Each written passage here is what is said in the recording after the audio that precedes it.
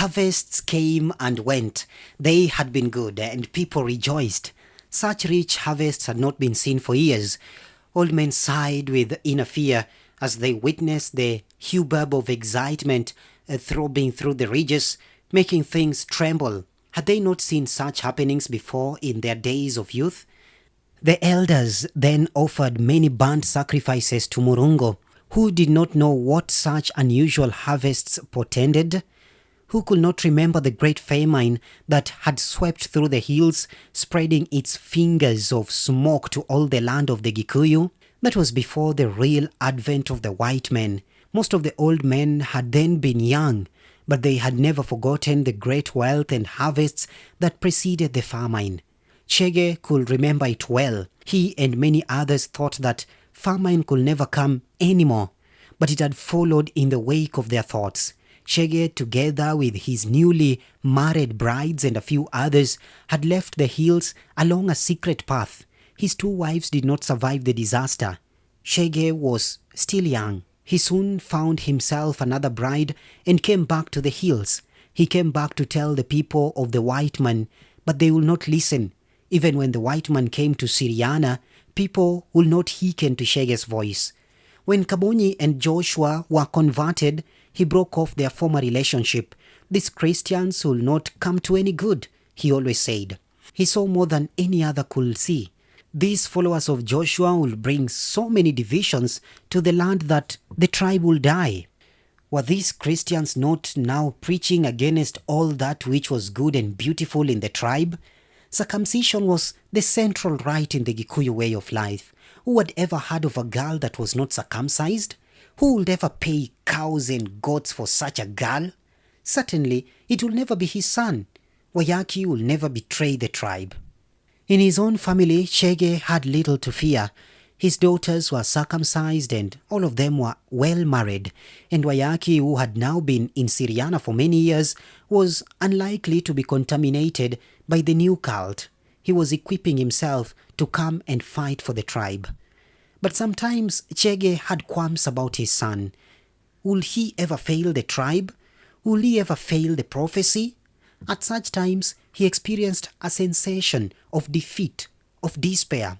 Then his son will come for holidays and Chege, though he did not say much to him, could see that all was well. He persevered. He knew that age was now fast telling on him and that he had not many days to live, and he came to pin his whole faith on the young man. It was as if his life, his heart was being carried by Wayaki, and he feared the boy might stumble. In this, Chege did not see it as a contradiction that he, the embodiment of the true Gikuyu, should have sent his son to the very missionary center whose existence he had always opposed. But what did it matter? He had warned the people. They had refused to take up arms. It might even be too late now to take up arms. Luckily, there were other ways of beating the white man, for the prophecy still held good. In its fulfillment lay the hope of the white people. He had learnt a lesson and he taught it to his son. It is good to be wise in the affairs of the white man. And so Chege waited and hoped. He watched Wayaki, his progress and his behavior. He lived in the sun. If the prophecy had not been fulfilled in him, well, there was the sun. What was the difference? A savior shall come from the hills. Good. Wayaki was the last in the line of that great seer who had prophesied of a black messiah from the hills. The boy was doing well at Syriana. He had earlier gone through the second birth, and this season he will be initiated into manhood. This would help him to absorb the white man's wisdom more quickly and help the tribe. And this was what he wanted, to see Wayaki become a man before he himself died.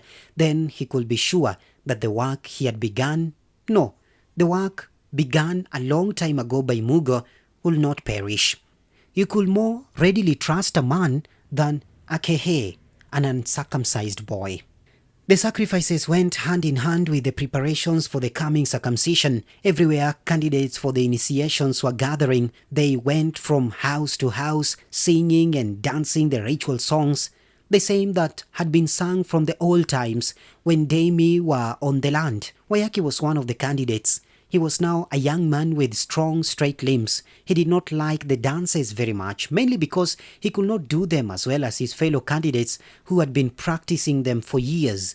After all, it was soon after his second birth that he had gone to Syriana, and he had lived there for all those years, although he normally came home during holidays.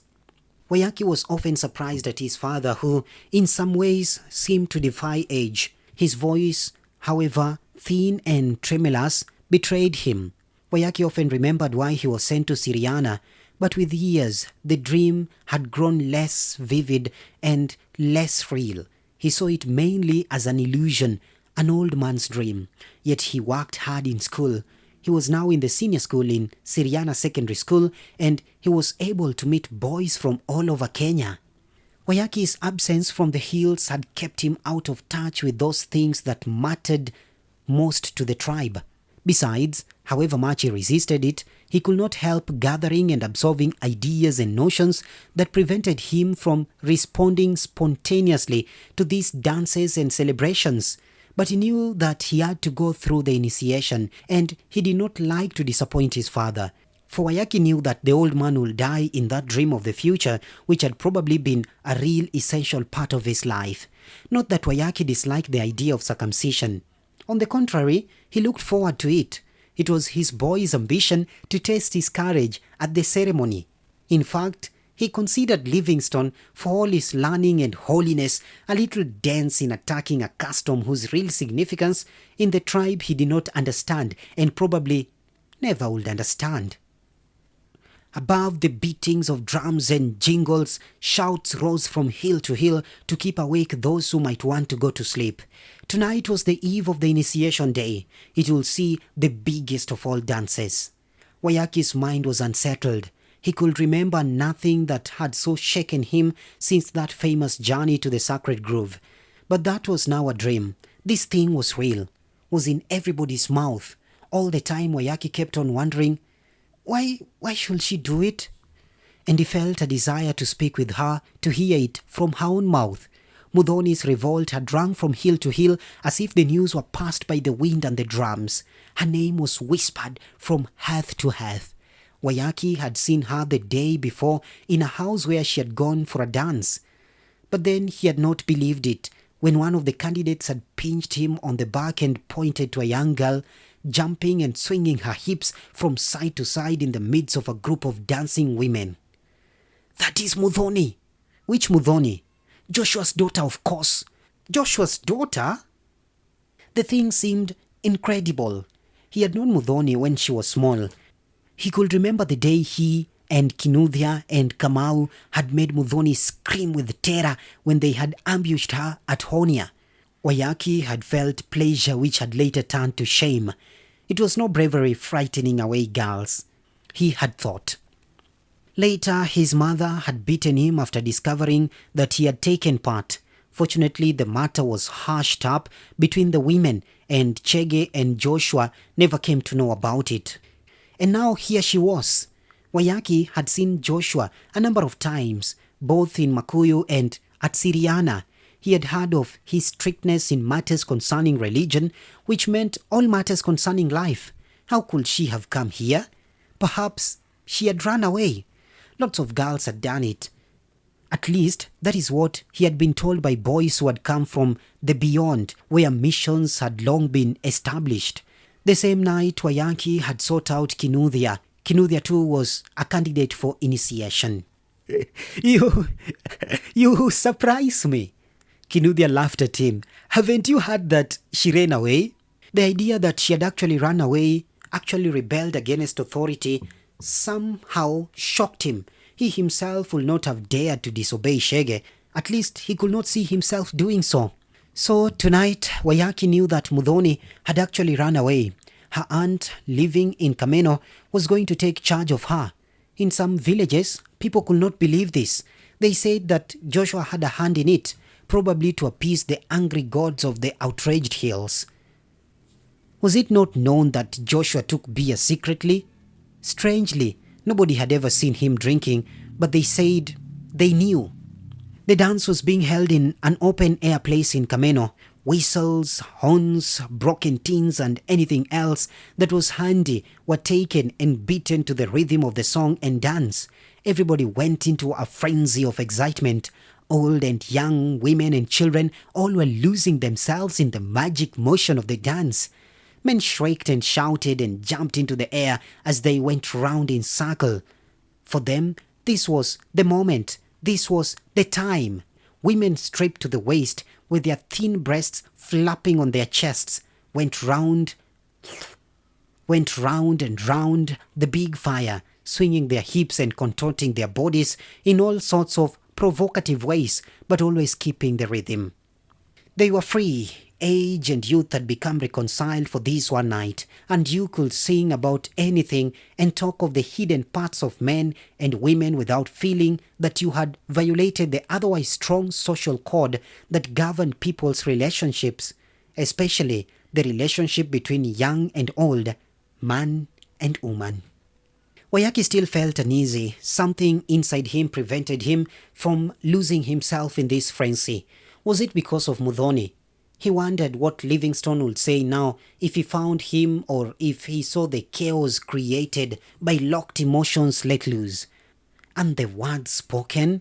Even Wayaki was slightly embarrassed by this talk of forbidden things. Perhaps this was so because the mention of forbidden things at any other time was a social taboo. Of course, Wayaki knew that nothing bad will happen in spite of the talk. It was actually a taboo to go with a woman on such an occasion. And then Muthoni appeared on the scene. The singing increased in volume and excitement, and she was a wonder. Where had she learned this? Wayaki wondered as he watched from the side. She danced, sang, describing love, telling of relationships between a man and a woman, scenes and words of lovemaking. The missionaries in Syriana would have certainly condemned her to eternal hell. Wayaki gazed at her. Something slightly stirred in him. In the yellow light, she appeared beautiful and happy, a strange kind of elation. Somebody pulled him into the circle. It was Kinuthia. "Dance! Dance!" the girls shouted, pulling him along the circle and repeating some of the hip motions for him. At first, that thing inside him kept him aloof, preventing him from fully joining the stream. Although his body moved and his mouth responded to the words, his soul did not fully participate. Then from a corner he heard his name. They were singing for him, some praising him and others making jibes at him. The name was taken up by the drummers and the soloists. Then the frenzy and shrieks were up again, and suddenly he felt as if a hand soft and strong had held his soul and whipped it off. It was so strange that he felt his emotions and desire temporarily arrested in a single timeless moment. Then release. Wayaki was nothing. He was free. He forgot everything. He wanted only this thing now, this mad intoxication of ecstasy and pleasure. Quick waves of motion flashed through his flesh, through his being. He was given a horn. He blew it madly. He jumped and swung his hips and did all sorts of marvels with his body. The others tried to follow him. Muthoni's secret was out. You did not have to learn. No, you just gave yourself to the dream in the rhythm. Within a few seconds, he found himself face to face with Muthoni. Both had been thrown into the center. And she seemed to hold him still, not with hands, not with anything visible. It was something inside. What was it? He could not divine what it was. Perhaps her laughter? He thought there was magic in it because it rang into his heart, arousing things he had never felt before. And what was shining in his eyes? Was there a streak of sadness in them? For a time, Wayaki was afraid and looked round. His mother was watching them. He turned to Muthoni. The magic was not there anymore. It had gone. In the next moment, Wayaki found himself wandering alone, blindly away from the crowd, wrestling with a hollowness inside his stomach.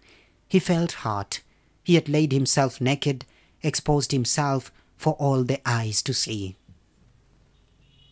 He ran into her in the darkened fringe of the trees. She stood there, and the only communication between them was quiet breathing, as if each had his own devil to wrestle with. You are a rebel, he said unconsciously. Yeah, yes I am. Why did you do it, Mudhoni? He asked with bitterness. Do what?